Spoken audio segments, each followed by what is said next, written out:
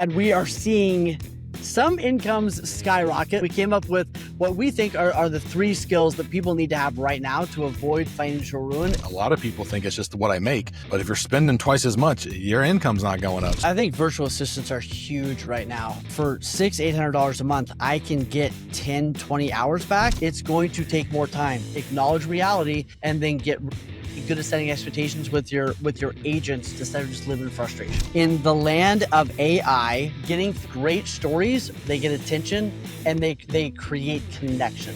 Right? I had a client last week who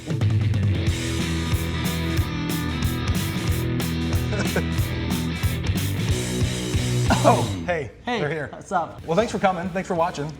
You're really gonna like what you're gonna watch. Yeah. If you haven't liked it yet, you should really hit that subscribe button. Like, subscribe. We're gonna get on talk, and you should probably do it with us.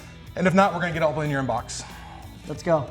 All right, Brad, we are seeing some incomes skyrocket. One of my agents is up 84% of where she was last year, and we're seeing other agents plummet. So you and I debated this for a while, and we came up with what we think are the 3 skills that people need to have right now to avoid financial ruin, especially in the market that we're in right now. So if you're an agent and you want money to go up instead of plummet, these are the 3 that we would have you tackle first. Yep. And part of income increasing is making sure you're not losing what you've already got, because a lot of people think it's just what I make, but if you're spending twice as much, your income's not going up. So that's part of what we need to get into. And I think the first one, and it sounds like a dead horse, probably every freaking real estate podcast, vlog, video series is going to talk about time management. But honestly, but that's the thing. It's taking you more time. Yeah.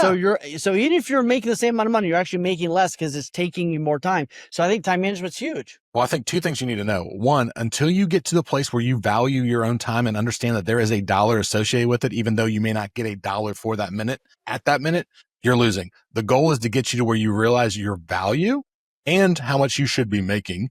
And that will drive a lot of conversations. And the other one, I think, with time management is delegation to somebody that can help you. Because even if you got to spend a little bit, you could 10x that amount of income by having some support and some help. So Wayne, what are the best ways that you think that somebody, and I know you're big into the VA world as well. Have you seen that help agents make more money by leveraging their time and skills? Yeah, I think virtual assistants are huge right now. For $600-800 a month, I can get 10-20 hours back. Like, that's a phenomenal return on my investment. So I think, and if you don't know what you'd have your VA do, I start with a do not do list. Make a list of all the things you would love to not do. Write that list down for a week. I guarantee you from that list, I can help you create a phenomenal job description from someone who probably has a phenomenal college degree that would love to help you with some of those things for $600-800 a month. It's incredible. Here's the main thing I want to get across, though. This is a skill, not a talent.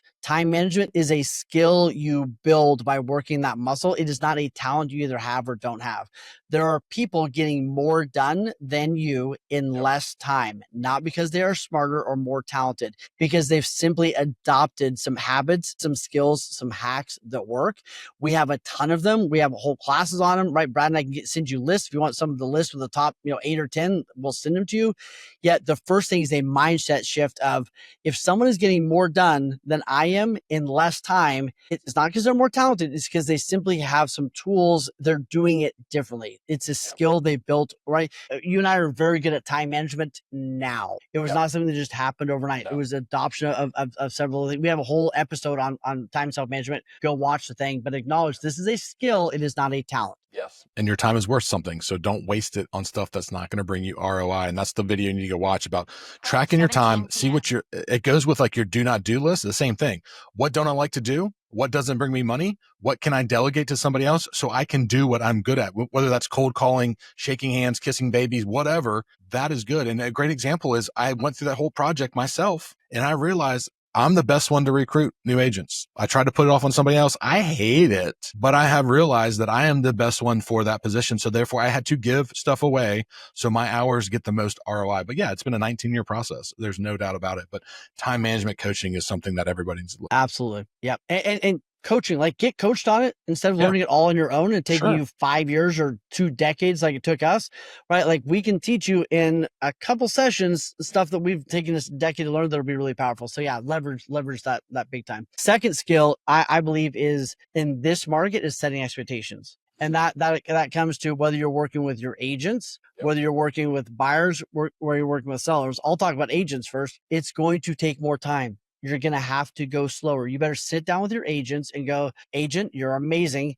It is going to take more time. Stop resenting and resisting that fact. Let's figure out how to skill you up and get some more support around you so that you can do more in the amount of time, but it is going to be longer. Listings are taking longer.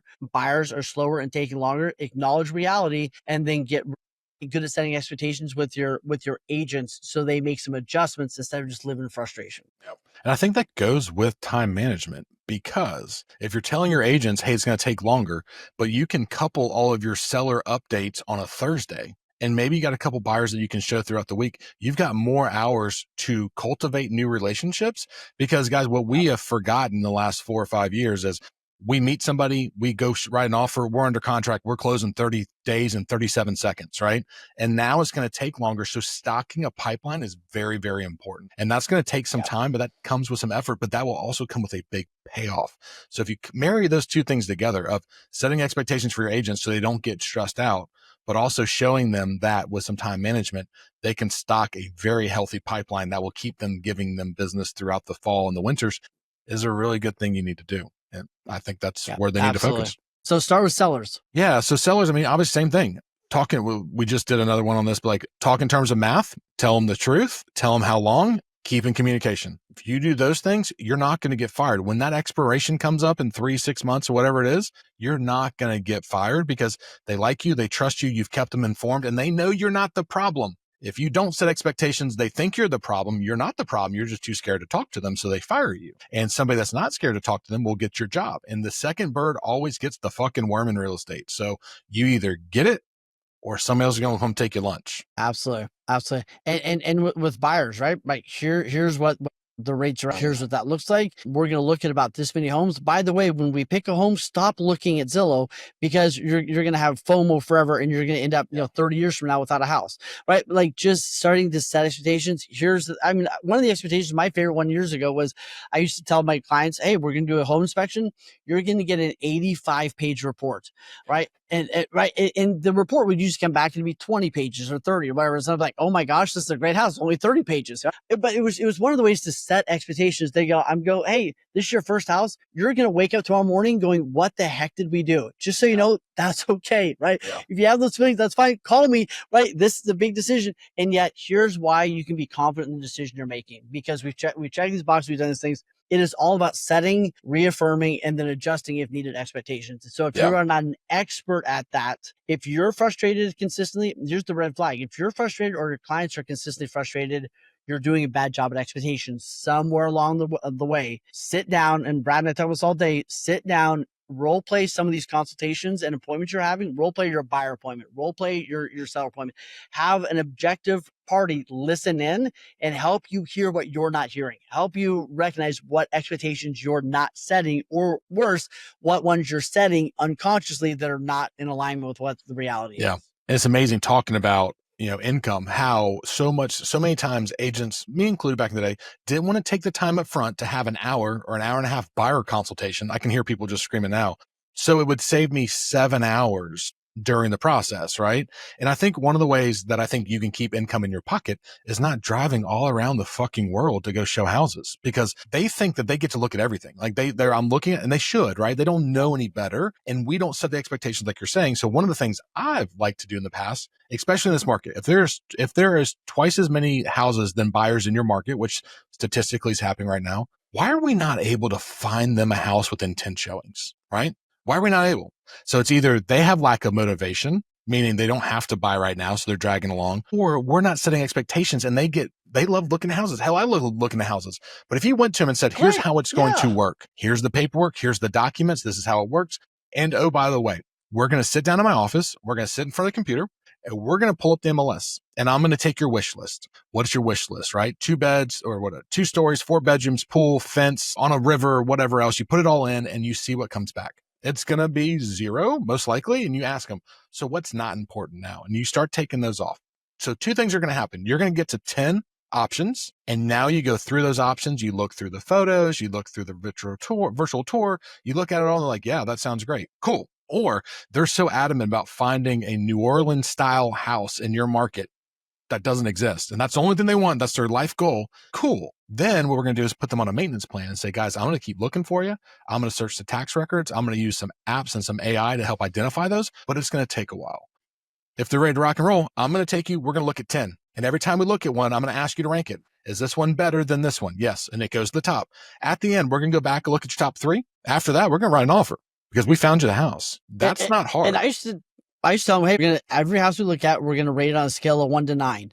And they go, why 9, not 10? I go, because there are no 10s, right? I've had people with unlimited amount of time and unlimited amount of money, and they still had things that they would change about the house they ended up buying, right? So, and if you tell me a 7, I'm going to ask, what would it take to make an 8 or 9? It's all about setting expectations. So last skill is this. The last skill is storytelling. In the land of AI, where we are being bombarded with content, with a billion things coming at us all day long, getting great stories, they do 2 things. They get attention and they create connection. They're also the thing that AI has a really hard time replicating because AI cannot make up real stories. Are you with me?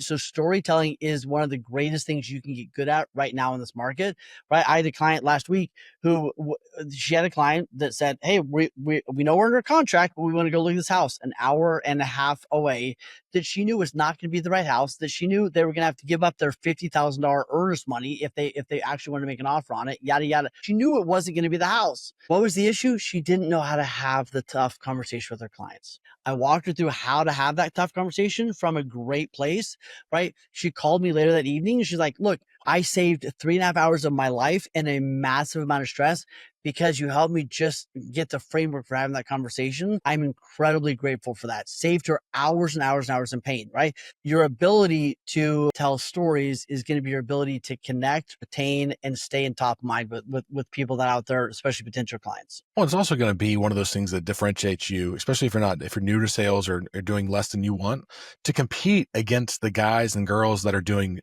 the most deals, because they're not taking the time to tell the stories. They're resting on their report card saying, oh, I sold 300 houses this year.